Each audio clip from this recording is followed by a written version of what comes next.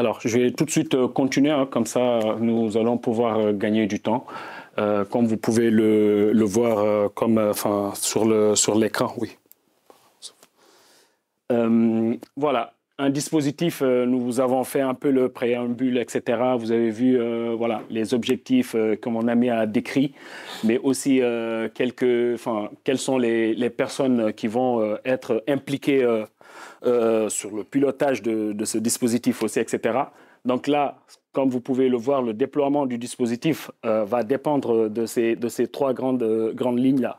La mise en place de la cellule, c'est-à-dire nous avons décidé dès le départ, il faudra coûte que coûte mettre en place une cellule de travail en fait, parce que dans toute chose, enfin voilà, faut avoir des groupes de travail comme cela se fait dans les institutions. Faut avoir des groupes de travail, réunir des personnes qui vont réfléchir, qui vont collecter des savoirs, des informations, etc. Cependant, il y aura des organisations et une stratégie de travail aussi. Ça ne sera pas un travail venu de nulle part, mais ce sera des travaux très cadrés, mais aussi très pointus et avec des objectifs précis. Parce que c'est quelque chose que nous prenons très au sérieux. Et aussi, je reviens à un point qui est très important, qui est une organisation des journées d'information à Dakar en premier lieu. Alors, pourquoi je vous parle de Dakar alors qu'on est en France ? Ce que nous constatons, c'est que les étudiants qui sont à Dakar d'abord, avant d'arriver dans le pays, c'est des étudiants qui ne savent pas d'où ils vont en fait. La transition entre le pays d'origine et le pays d'arrivée, enfin, ça a toujours été un problème ou une problématique.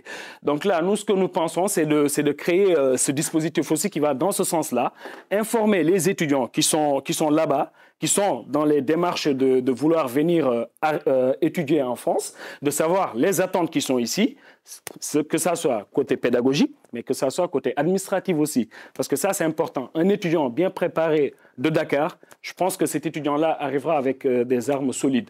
Donc, c'est pourquoi nous parlons de cela et j'en profite pour lancer cet appel aux autorités qui sont là, mais aussi à nos chers élus au Sénégal. C'est que, enfin, faudra poser un peu les mots par rapport aux ambassades, l'ambassadeur français qui est là-bas, de faire de son mieux et de diligenter les démarches administratives pour les étudiants. Parce que souvent, ça m'arrive, hein, je le vois à la rentrée universitaire, des étudiants sénégalais qui viennent me solliciter. Oui, je suis arrivé en retard, du coup, la conséquence, j'ai raté les commissions qui devaient avoir lieu. Je n'ai pas pu m'inscrire pédagogiquement, correctement. Je pense que les étudiants voient de quoi je parle. Ou tout simplement, je n'ai pas pu faire mes démarches titre de séjour, carte vitale à temps, etc. Donc, encore conséquence, je ne vais pas pouvoir commencer à travailler à temps. Et là, tout ce temps-là, c'est une précarité qui s'installe. Donc voilà, c'est pourquoi nous tenons vraiment à souligner ce point aussi qui est aussi essentiel et important pour nous. L'autre point qui est l'identification des étudiants. Forcément, quand tu parles d'un dispositif qui va parler des étudiants, mais qui risque ou qui prétend en tout cas de remédier aux problématiques étudiantes, forcément, il faut identifier les étudiants. Comment identifier les étudiants? Il y a deux démarches. La première démarche, c'est que nous allons nous déplacer. Nous n'allons pas rester ici à Paris, la vie est belle. Non, pas du tout. Nous allons nous déplacer dans les universités, mais dans un premier temps, dans les universités, mais aussi dans les écoles. Parce que il faut le rappeler, il n'y a pas que les universités. Il y a des étudiants qui quittent Dakar pour venir faire des écoles ici. Et eux aussi, il ne faut pas les délaisser. Ensuite, nous allons identifier des différentes associations étudiantes sénégalaises dans ces universités que je viens de citer et des écoles. Et enfin, nous allons procéder à mettre des référents de zone. Les référents de zone, quand je dis zone, zone régionale, zone provinciale, etc. Et c'est comme ça que nous arriverons à identifier dans un premier temps et aussi à procéder à un diagnostic pour trouver réellement le profond des choses, en fait. Et ainsi, nous allons procéder. Et le troisième point qui est la mise en place des partenariats. Alors, pourquoi je parle de partenariat? Parce que mon expérience dans la vie universitaire française m'a appris que l'administration ne peut pas tout faire tout seul. Et ça, je pense que c'est dans tout. Comment ça marche? C'est-à-dire, l'administration est là. mais il y a des choses qui sont déléguées à chaque communauté et chaque instance a une partie de travail. Les vice-présidents étudiants des universités, les vice-présidents étudiants des universités et des écoles, c'est les premiers interlocuteurs des étudiants dans chaque université. Pourquoi? Parce que les vice-présidents étudiants des universités, c'est eux qui sont là à la rentrée universitaire, les journées d'accueil, les journées d'intégration. Ils parlent au même titre que le président ou que les présidents des universités. Donc, c'est les interlocuteurs privilégiés. C'est eux qui font l'intermédiaire entre les étudiants, les associations, l'administration, mais l'ensemble des instances dirigeantes des universités françaises. Donc, pour moi, c'est un point essentiel. Aussi, j'ai pensé aux syndicats étudiants qui sont les élus. Nous avons ici des grands syndicats qui font le boulot de l'administration, en fait. Je pense notamment à l'UNEF, l'Union nationale des étudiants de France, mais aussi la FAGE. Je pense aussi à l'Alternative et les indépendants. Et ça, c'est des syndicats étudiants, mais des élus étudiants qui siègent au ministère de l'enseignement supérieur française et de la recherche française. Donc, ça, pour moi, c'est des partenariats clés qui vont nous pousser à aller au bout de ce projet ou de ce dispositif. Et enfin, je touche aux plus concernés qui sont les assistantes sociales des universités.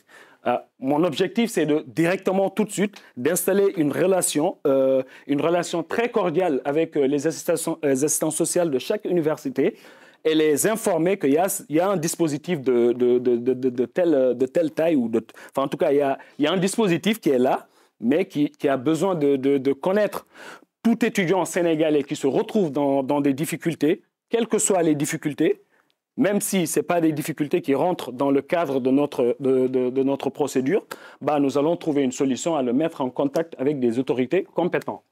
Voilà, slide. Et voilà, je vous ai parlé des universités. Nous avons pris un exemple sur certaines universités.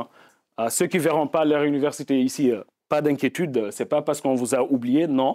C'est juste que voilà, c'est juste un exemple pour ne pas mettre tout le monde, mais juste un exemple pour vous montrer comment nous comptons procéder.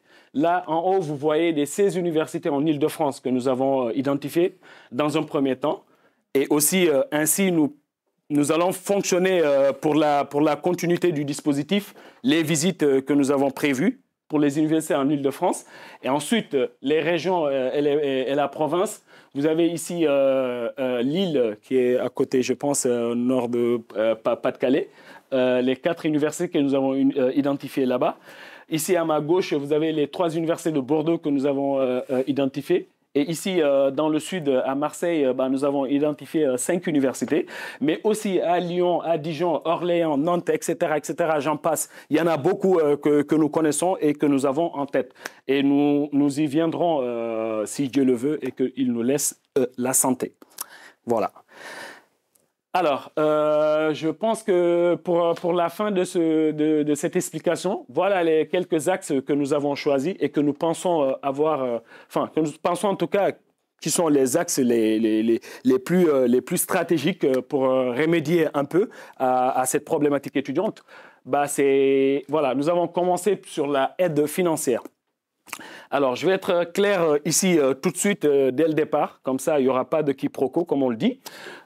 On parle de financière, certes, oui, c'est l'argent, mais je tiens à préciser que nous, la manière dont nous voulons procéder, il n'y aura pas d'échange liquide, argent, virement, etc. entre étudiants et ce dispositif. Tout ce que nous faisons, c'est que les étudiants ont besoin de quoi? Nourriture, logement, matériel de travail, outils de travail pour bien mener leurs études. C'est pourquoi nous avons pensé à des bons alimentaires, que nous y viendrons dans tous les cas. L'objectif, c'est de faire des partenariats avec des grandes surfaces. Nous le faisons déjà dans nos universités. L'expérience est déjà là. On va avoir des tickets d'échange que les étudiants bénéficieront des tickets. Ils vont aller faire des courses, mais il n'y aura pas de liquide, il n'y aura pas d'argent pour éviter tout malentendu entre les étudiants et les associations, etc.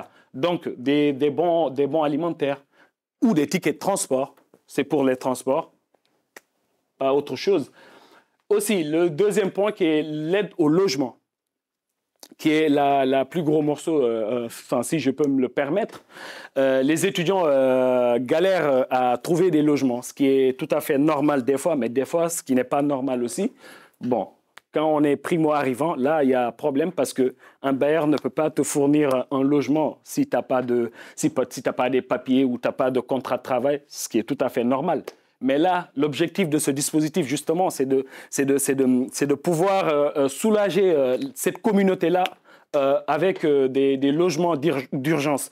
Ces logements d'urgence-là, ça se passera comment? Bah, nous, ce que nous avons pensé, c'est d'avoir, encore une fois, des partenariats avec, comment ça s'appelle, soit des hôtels ou des hébergements. Il y a plein d'Airbnb, il y a plein d'hôtels qui sont là, mais qui fonctionnent de cette manière-là. Récemment, nous l'avons mis en place à la Sorbonne Nouvelle. On dépanne pas mal d'étudiants qui sont en dépression ou en rupture familiale, etc. Donc voilà comment nous allons procéder. Mais encore une fois, nous n'allons pas donner de l'argent à un étudiant ou à une étudiante va payer un hôtel ou une chambre. Donc là, c'est par souci de transparence et d'équité aussi. Ensuite, nous avons pensé aussi à la fracture numérique. Parce que le Covid nous a montré que le côté numérique, il y a un problème. Les jeunes ont des soucis, de connexion. Soit problème de machine, ou voire même, les gens n'en parlent pas, mais il y a le problème de connexion aussi avec nos téléphones. Parce que voilà, la connexion aussi, ce n'est pas gratuit.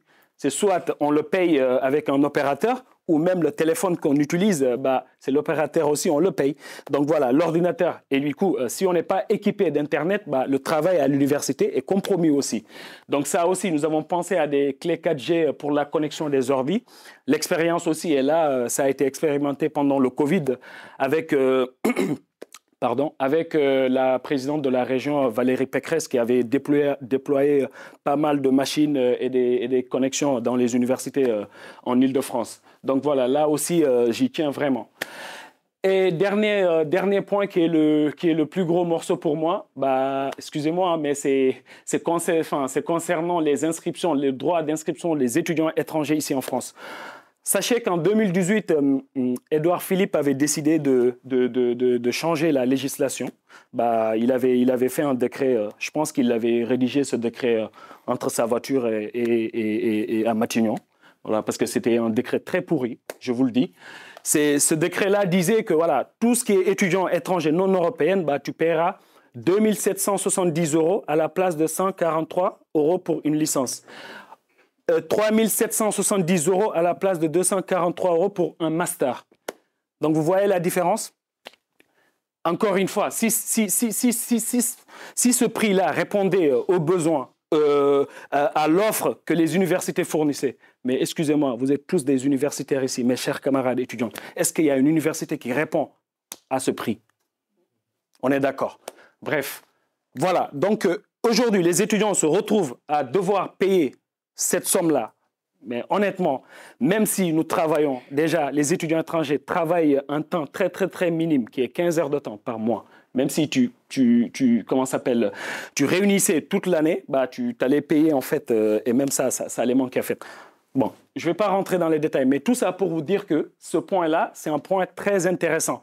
Et j'en profite aussi encore pour nos autorités qui m'entendront peut-être un jour. C'est que là, c'est un point où les autorités doivent vraiment intervenir et voir comment remédier à ça, parce que c'est une décision très, très, très injuste à mon égard, en fait. Parce que voilà, tu ne peux pas faire payer 15 fois plus cher que les étudiants qui sont déjà là. Et c'est tout simplement dire aux jeunes, voilà, vous n'avez pas droit à l'accès dans l'enseignement supérieur, en fait. Donc voilà, grosso modo, ce qui a été préparé pour ce point. Et dernier point, voilà, les étudiants concernés, là aussi, nous n'allons pas créer des miracles. Hein. Je pense que les étudiants concernés en priorité, ça sera les étudiants non boursiers, mais aussi primo-arrivants. Comme je l'ai dit, les primo-arrivants sont dans une difficulté très, très, très extrême des fois. Soit par le fait qu'ils sont perdus, ou soit par le fait que voilà, ils sont pas encore le bain, comme on le dit. Ensuite, les étudiants qui sont touchés par la hausse des frais d'inscription, autrement dit, bienvenue en France. Voilà, donc c'est ce que je viens de détailler tout de suite. Bah, ces étudiants-là aussi, en mon sens, doivent être prioritaires à ce dispositif. Ou tout simplement les étudiants qui sont en reprise d'études. Les reprises d'études, bah, nous avons des jeunes ici qui arrivent dans ce pays qui ne sont pas là, qui ne sont pas arrivés en tant qu'étudiants, qui ne sont pas arrivés avec un visa étudiant, mais par la suite qui décident de reprendre les études parce que le temps leur permet de faire des études. Et puis même, c'est une chance aussi de faire des études universitaires. Bah, ces étudiants-là, la plupart du temps aussi, se trouvent dans des très grandes difficultés parce que si toutefois ils n'ont pas de papier, ils n'ont pas eu de papier avant, bah, ils vont tout simplement être des sans-papiers, tout simplement parce qu'ils ne sont pas arrivés sur le territoire avec un visa étudiant. Donc voilà, ces gens-là aussi, je pense qu'ils mériteraient une attention particulière par rapport à ces dispositifs. Nous avons aussi les étudiants en situation irrégulière. Bah, ça rejoint un peu à ce que je disais sur le point d'avant. Des étudiants qui sont là, qui sont retrouvés en situation irrégulière parce qu'il y a eu des problèmes, ils ont eu des difficultés à valider leur année universitaire et puis cela les a conduits à être sans papier. C'est des choses qui arrivent, il y en a beaucoup. Et aussi les étudiants diplômés en recherche d'études ou en recherche d'emploi, pardon. Bah, les étudiants qui ont fini leur master, mais le problème, c'est que nous avons peur de rentrer au pays comme ça. Et là, nous n'avons pas les papiers, nous avons les diplômes, mais nous n'avons pas d'emploi. Le titre de séjour est fini. Voilà, là aussi, c'est compliqué. Je pense que ces étudiants-là aussi mériteraient ne serait-ce qu'une orientation, etc. Et enfin, nous avons tout étudiant qui justifie une situation de précarité pour ne pas se limiter que voilà, ces étudiants-là, parce que des fois aussi, il ne faut pas l'oublier, on peut être boursier et se retrouver dans des situations très, très difficiles par des circonstances qui viennent de gauche ou de droite, en fait. Donc voilà, chers monsieur, madame, étudiants et autorités ici présents, chers honorables, chers grands frères Doro, je vous remercie de votre attention et de votre écoute, en espérant avoir été un peu plus explicite. Voilà, merci beaucoup de votre attention.